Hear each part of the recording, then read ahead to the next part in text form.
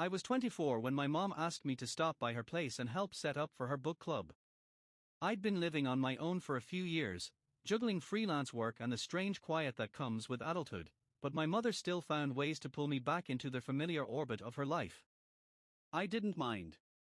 Her house smelled like lemon polish and old paperbacks, and there was comfort in knowing exactly where the mugs were kept.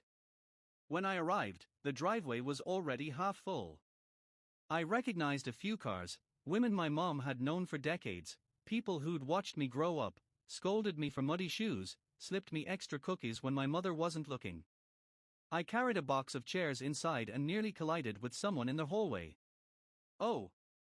Sorry," I said automatically. She laughed, a soft, surprised sound. "My fault. I should have been watching where I was going." It was Laura, my mom's friend since before I was born. I hadn't seen her in years, not properly. In my mind, she still existed as a blur of cardigans and kind eyes, someone who smelled faintly of lavender and always asked about school. But the woman standing in front of me now was different. Not in a dramatic, unrecognizable way. Just refined by time. She wore a simple dark green dress, nothing flashy, but it fit her perfectly. Her hair, once perpetually tied back, fell loosely over her shoulders, threaded with silver that caught the light. She looked rested. Confident. Beautiful in a quiet, self-contained way. For a moment, I forgot how to speak. "Well," she said, smiling at my stunned silence, "you've grown." I laughed, rubbing the back of my neck. "I guess I have. It's good to see you, Laura."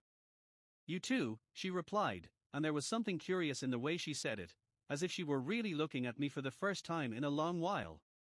We stepped aside to let others pass, and I set the chairs down in the living room. My mom bustled around, directing traffic, completely oblivious to the subtle shift I felt in the air. Laura moved to the kitchen to help with refreshments, and I found myself watching her without meaning to. The way she moved with ease. The way she laughed with the others, her hands expressive, her posture relaxed. At some point, she caught me looking and raised an eyebrow in gentle amusement. I quickly looked away, heat rising to my face. "Get it together," I told myself. "She's just your mom's friend." But the thought didn't land the way it used to. Later, when the others were deep into discussion, voices overlapping, opinions bouncing off one another, Laura stepped out onto the back patio to take a phone call. I followed a few minutes later, needing air. The late afternoon sun painted everything gold, and the hum of cicadas filled the silence. She ended the call as I stepped outside. "Sorry about that," she said. "Work never really leaves you alone, does it?" "I wouldn't know," I replied. "But I hear it's like that." She smiled and leaned against the railing. "What are you up to these days?" I told her about my work, my apartment, the small victories and quiet frustrations of my life. She listened closely, nodding, asking thoughtful questions. It struck me how rarely people truly listened anymore. "And you?" I asked. "How have you been?" She hesitated, just a fraction. "Good. Mostly. Life changes, you adapt." She shrugged lightly. "I'm learning to enjoy my own company." There was a depth in her eyes then, a hint of stories she didn't tell. The kind that come with years of living, loving, and losing. Without thinking, I said it, the words that had been hovering on my tongue since the hallway. "You look beautiful, Laura." The sentence landed between us, fragile and undeniable. I immediately regretted it. Not because I didn't mean it, but because I hadn't thought it through. I rushed to add, sorry, that probably sounded weird. I didn't mean to. She didn't interrupt me. She just watched me, her expression unreadable. For a long second, neither of us spoke. The cicadas seemed louder. The world narrower. Then she smiled, but not the polite, dismissive smile I expected. It was softer. Warmer.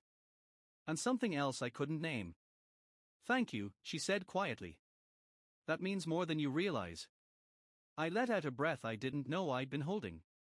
"Of course." She turned back to the yard, her gaze distant. People stopped saying things like that after a while. Not because they stop being true, but because you're no longer seen. She glanced at me. So, thank you for seeing me. The weight of her words settled in my chest. This wasn't a flirtation. It wasn't a joke. It was something honest and raw, and it caught me off guard. I didn't mean to make things awkward, I said. You didn't, she replied. You made things unexpected. We stood there in comfortable silence, the kind that feels earned. When my mom called us back inside, Laura brushed past me, her arm lightly touching mine. It was brief, probably unintentional, but it sent a strange jolt through me all the same. As the evening wound down, I found myself acutely aware of her presence in every room. Our eyes met more often than coincidence would allow. Each time, she offered a small smile, like a secret shared. When it was time for everyone to leave, Laura grabbed her coat and turned to me. It was really good to see you, she said. Yeah, I replied. It really was. She paused, then added, we should talk again sometime. Properly. I nodded, unsure what that meant, but certain it meant something. She left, and the house felt emptier for it. Later that night, lying in my apartment, I replayed the day over and over. The compliment. Her response. The way she'd looked at me, not as a kid, not as an extension of my mother's world, but as someone separate. Someone grown. I didn't know what would come of it. Maybe nothing. Maybe just a moment that lingered longer than it should. But I knew one thing for certain. Her response had left me speechless because, for the first time, I realized that some lines don't announce themselves when they're crossed. They just quietly disappear.